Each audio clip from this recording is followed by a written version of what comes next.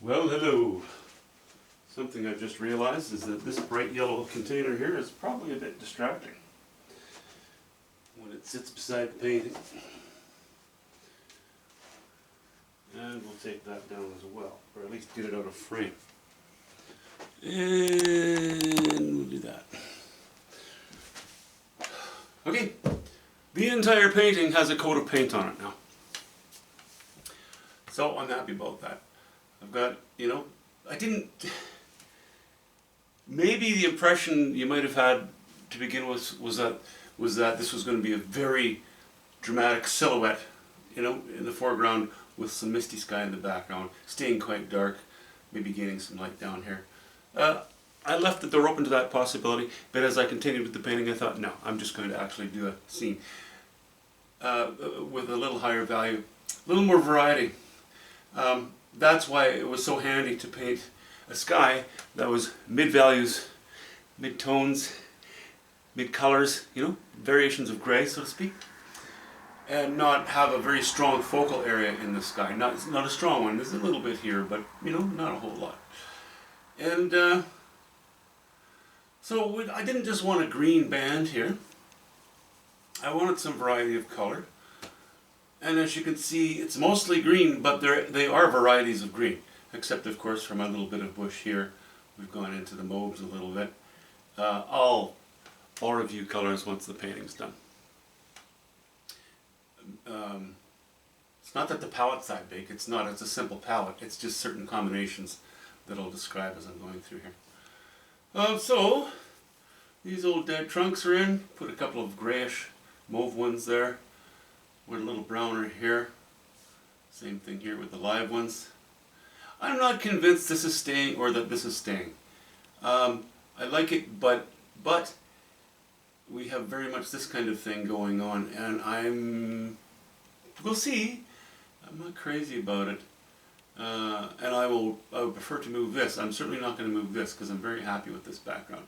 It took a lot of planning and thinking and imagination to come up with all these different bushes that have slightly different brushstroke shapes and slight variations of greens and going to browns and blues, etc.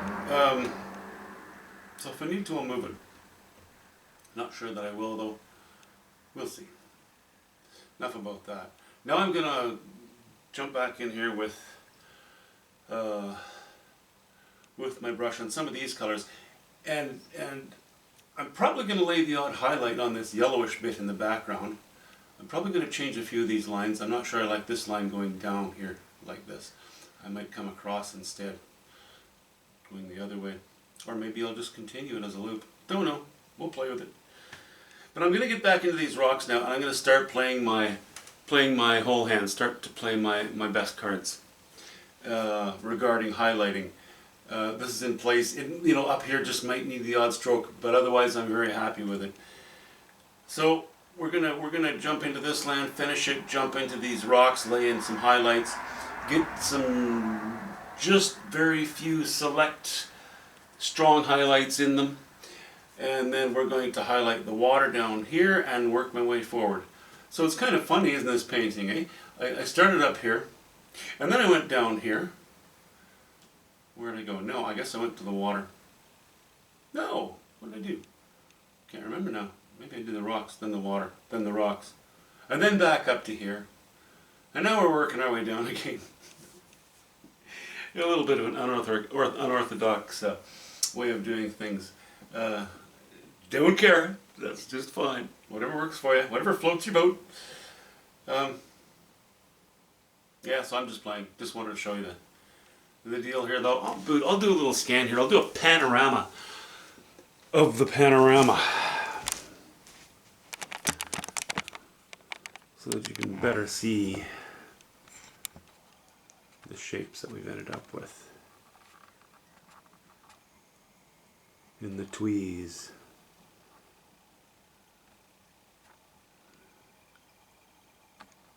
Sometimes a gentle variety of colors, sometimes some fairly stark changes.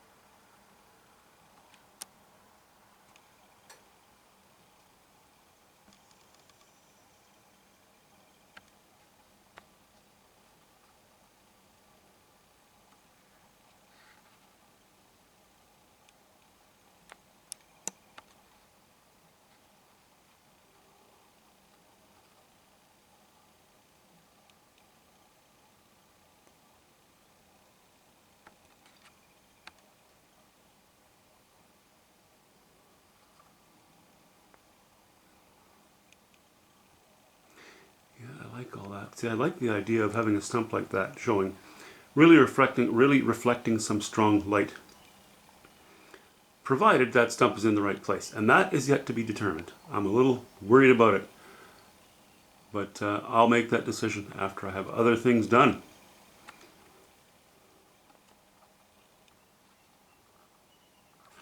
Okay, whoops, sorry.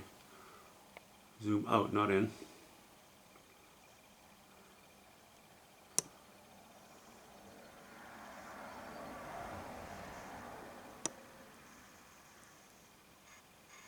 So that's how it's sitting for now, and I am a happy lad. Talk to you soon.